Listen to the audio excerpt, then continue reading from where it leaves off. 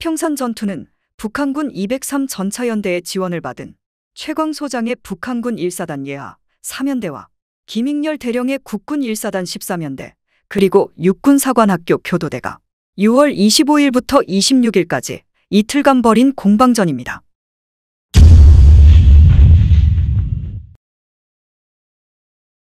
(13년대의) 예비대로 대대 기동훈련을 하던 김진희 소령의 일대대는 6월 24일 밤에 고랑포 남쪽 장파리에 있는 적서국민학교에서 야영하고 있었습니다.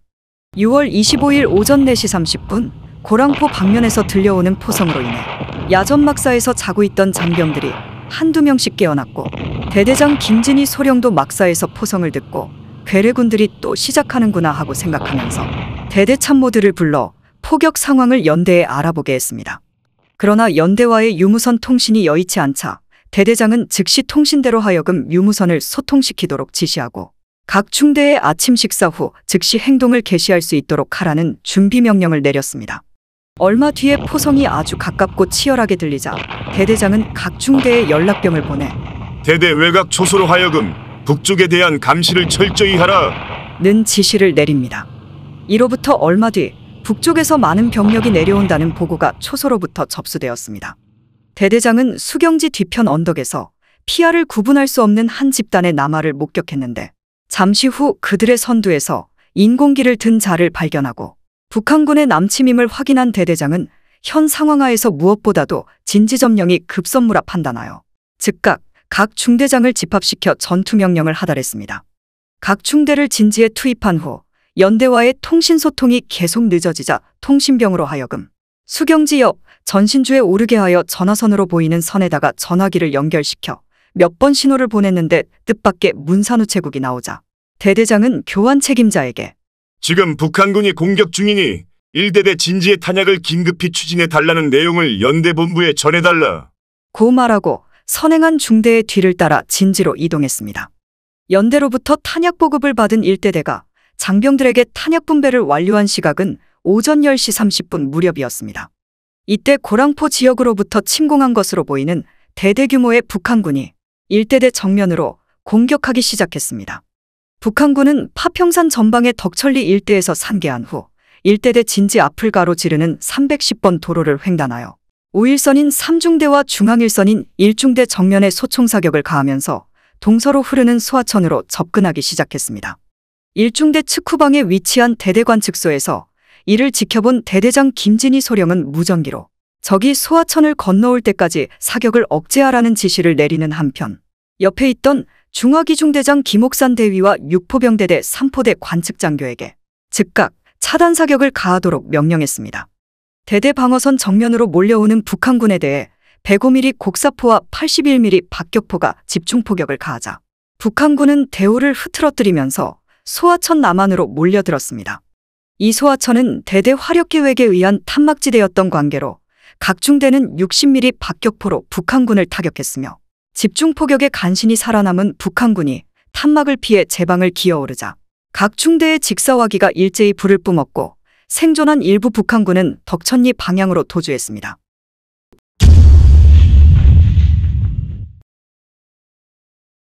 오후 2시 연대에서 추진된 주먹밥으로 끼니를 해결한 직후 적성 쪽에서 북한군 전차들이 1대대 방어진지 앞 도로에 나타나기 시작했습니다. 북한군 전차들은 종대 대형으로 310번 도로상에서 적성 북쪽까지 길게 대열을 이루고 있었는데 그 수를 헤아릴 수 없을 정도였습니다. 선두의 전차 5대가 덕천리 앞 도로에 정차하더니 포탑을 회전시키면서 전차포를 쏘기 시작했습니다. 북한군 전차의 포격으로 인해 방어진지 도처의 포탄이 장렬하면서 파평산 방어진지 일대가 포연으로 뒤덮였습니다. 북한군 전차가 나타날 때부터 관측소에서 그 동태를 지켜보던 대대장 김진희 소령은 북한군 전차가 도로의 종대로 있어 측방이 노출되어 있다는 것을 파악하고 즉각 유선으로 예하 중대장에게 각 중대의 2.36인치 로켓포로 전차의 좌측면을 공격하라 라고 명령했습니다. 이에 따라 덕천리로부터 고사동에 이르는 도로에 배치된 3중대 좌측소대와 1중대 우측소대의 2.36인치 로켓포가 일제히 포격을 가하고 중대의 모든 로켓포가 진지를 변환하여 이에 가담했습니다. 그러나 진지로부터 500m에서 600m가 넘는 거리 탓인지 전차에 명중된 것은 불과 몇 발에 지나지 않았습니다. 북한군 전차는 로켓포의 집중 공격이 시작되자 노출된 측면을 보호라도 할 듯이 방향을 전환함으로써 장갑이 얇은 측면을 공격할 기회도 사라졌습니다. 로켓탄이 전차에 명중하는 것을 보고 진지 곳곳에서 함성이 오르기도 했으나 파괴된 줄 알았던 전차가 다시 움직이더니 방향을 돌려 대대 좌일선에 배치된 이중대 전방으로 서서히 전진해왔습니다. 이러한 광경을 목격하게 된 병사들이 북한군 전차를 두려워하기 시작했으며 이에 대대장 김진희 소령은 어떠한 난관이 있더라도 기필코 북한군 전차를 파괴해야 한다고 생각하고 즉시 각 중대에 연락하여 특공대 지원자를 선발하게 했습니다. 1중대에서 30명 정도가 지원했고 이를 엄선하여 2개 분대로 편성한 후 일부 요원에게 2.36인치 로켓포를 장비시키고 잔여 요원에게 81mm 박격포 포탄과 수류탄을 분배했습니다. 박격포탄과 수류탄을 전화선으로 묶고 안전피는 각 개인이 전차에 접근할 때 제거하도록 했습니다. 대대 좌일선인 신현조 중위의 이중대는 북한군 전차가 덕천리로부터 개석동까지 진출하자 2.36인치 로켓포와 60mm 박격포로 포격을 집중했습니다. 이에 북한군 전차는 포탑 덮개를 굳게 닫은 채 마을 한가운데에 정차하더니 전차포로 응사하기 시작했습니다. 이러한 틈을 이용해 특공대는 이중대 좌측소대가 배치된 125고지의 서쪽을 우회하여 금파리로부터 개석동으로 잠입하였습니다. 김왕봉 소위의 1소대는 2.36인치 로켓포와 자동화기로 전차를 계속 견제하고 있었는데 갑자기 북한군 전차가 무엇인가에 놀란 듯 도로 남쪽의 한 초가집으로 돌진하는 것을 목격했습니다. 전차가 파괴됐을 수도 있다고 생각한 김왕봉 소위는 즉시 1개 분대를 이끌고 북한군 전차로 접근해 갔는데 북한군 전차 5대가 지붕과 부러진 석가래 등을 포탑에 얹은 채 위장하듯 덮여 있었으며 전차병들은 이미 전차를 버리고 도망간 뒤였습니다. 김왕봉 소위는 북한군 전차에서 일기장과 약간의 기관총 실탄을 노획한 후 진지로 돌아왔습니다. 이 공격으로 1대대는 진전에서 북한군 전차 5대를 파괴내지 무력화시켰는데 당시 13연대 1대 대장 김진희 소령은 적 전차가 2.36인치 로켓포에도 파괴되지 않아 크게 놀랐다. 나는 보병학교 고등군사반에서 2.36인치 로켓포는 어떤 전차도 파괴할 수 있다고 배웠기 때문에 더욱 그러했다. 그래서 특공대 2개 분대를 엄선하였다. 당시 우리가 4, 5대의 적 전차 궤도를 파괴하여 다음날 신문에도 보도되었다고 증언했습니다.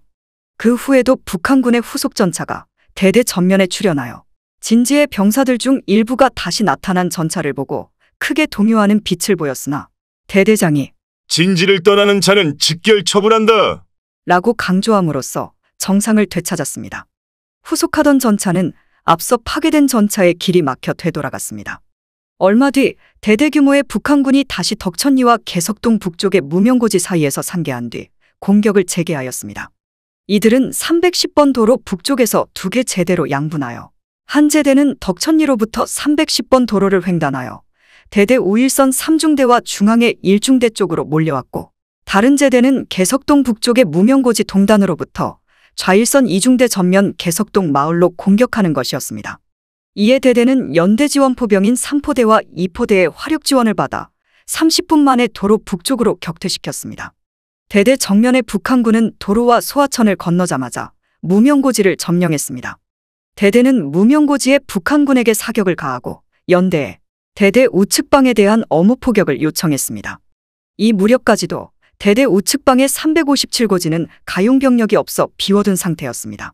포격 요청을 받은 연대장 김익렬 대령은 방어에 필요한 추가적인 병력을 사단에 요청하고 보충 병력이 당도할 때까지 우선 포병화력으로 이를 보강하도록 조치했습니다.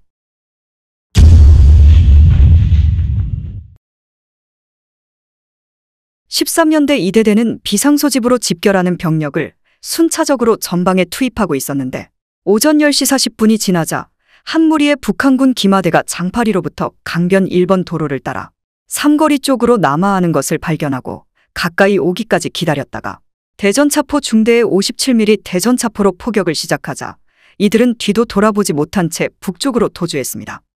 이대대는 정오 무렵 대대장 윤천봉 소령이 외출해서 귀대함에 따라 병력을 조정하고 전투 배치를 완료했으며 개석동 남쪽으로부터 임진강변에 연하여 남서 방향 사선으로 진지를 편성, 3개 중대를 건재순으로 일선 배치했습니다. 대대 81mm 박격포는 중앙에 육중대가 배치된 143고지 후사면에 배치했고 기관총소대들은 연대 대전차포중대가 포진하고 있는 삼거리 부근과 박석고개에 각각 배치하여 대대의 북쪽 개활지로부터 진입하는 북한군에 대비했습니다. 연대 우일선인 1대대가 북한군 전차를 맞아 일전을 치르고 있을 무렵 이대대의 우일선에 배치된 김낙홍 중위의 5중대는 장파리로부터 도로를 따라 남하하는 중대 규모의 북한군을 발견했습니다. 5중대는 북한군이 접근하기를 기다렸다가 중대의 모든 화력과 중화기 중대의 기관총 화력을 집중 투사해 15분 만에 격퇴했습니다. 그러나 20분 후인 오후 3시 북한군 일부 병력이 다시 접근하고 주력이 교량 쪽으로 접근해 옴으로써 피하간에는 400에서 500m 거리를 사이에 두고 치열한 화력전이 전개되었습니다.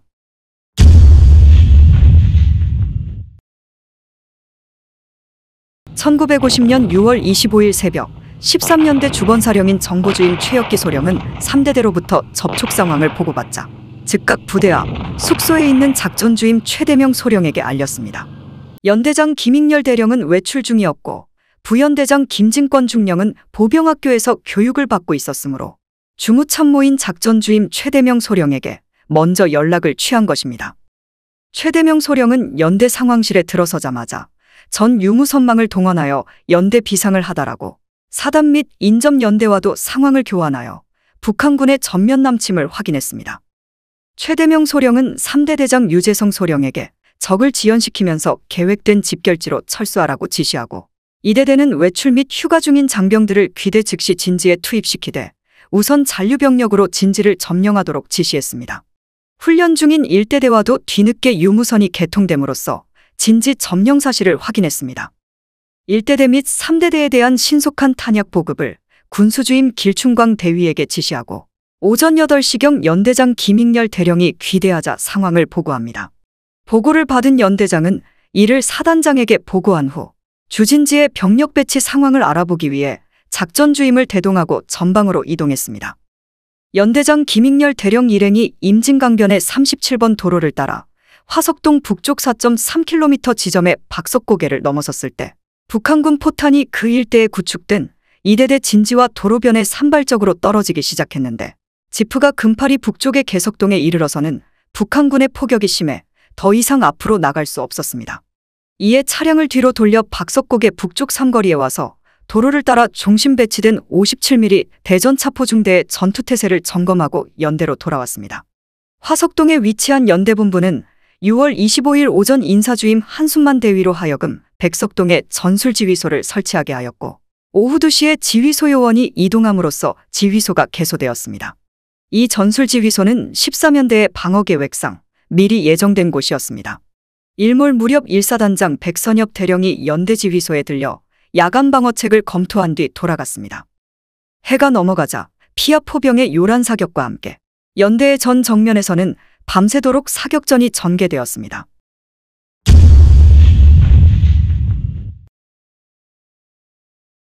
(6월 25일) 저녁 무렵 13년대에 배속된 육군사관학교 교도대가 밤새 행군한 끝에 6월 26일 새벽 파평산 우측방에 있는 능선에 도착하였습니다.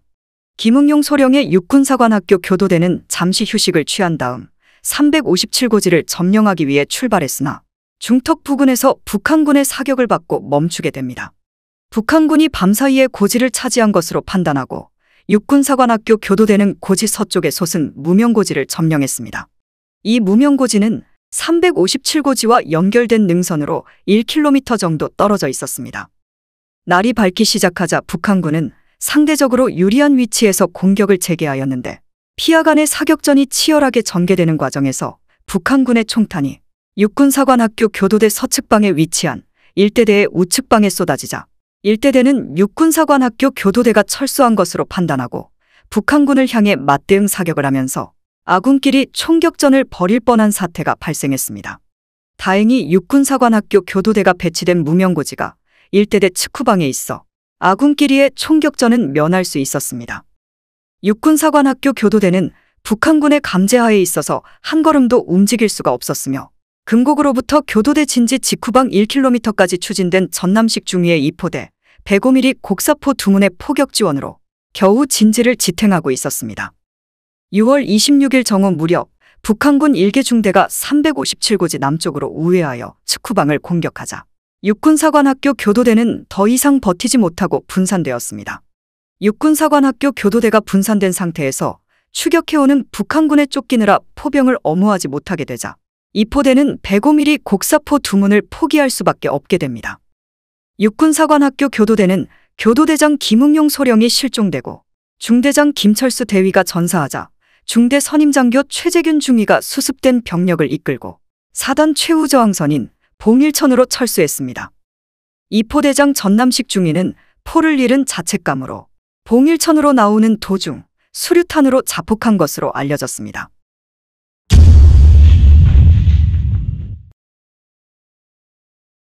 일대대는 우측방 357고지를 점령한 북한군을 견제하는 가운데 6월 26일 오후 1시쯤 대대 우전방 도로변에 집결하고 있는 대대 규모의 새로운 북한군을 맞게 되었습니다. 북한군은 대대 진전의 하천을 우회하여 대대 5일선 3중대를 직접 공격하였습니다. 3중대장 백남원 대위는 5일선 소대로 하여금 동측방을 경계하도록 하고 나머지 중대의 전화력을 진전에 집중시킨 뒤 대대의 화력 지원을 요청했습니다. 중대 전면에서 순식간에 치열한 화력전이 전개되었고 대대 81mm 박격포의 집중포격에 이어 금곡리에 포진한 105mm 곡사포가 포문을 열자 북한군은 도처의 시체를 남긴 채 357고지 북쪽으로 패주했습니다. 일대대 중앙일선인 장덕수 대위의 1중대는 6월 26일 오후 5시부터 대대 규모의 북한군에게 집중 공격을 받았습니다. 북한군 후방에는 독전대가 뒤따라 대우가 와해되면서도 쉽게 물러나지 않고 집요하게 포격의 간격을 이용해 중대 진지에 접근하였습니다. 1중대는 화력을 집중하면서 대대장 김진희 소령의 포격 지원 명령에 따른 대대 81mm 박격포와 사단 105mm 곡사포의 포격 지원을 받아 간신히 북한군의 공격을 저지할 수 있었습니다. 당시 중대본부 요원인 최홍규 하사는 그때의 상황을 다음과 같이 증언했습니다. 아군 진지에 육박하는 적을 중대장 지휘하에 수류탄으로 격퇴했다. 중대장은 투척조의 조장이기도 하여 직접 던지면서 싸웠다.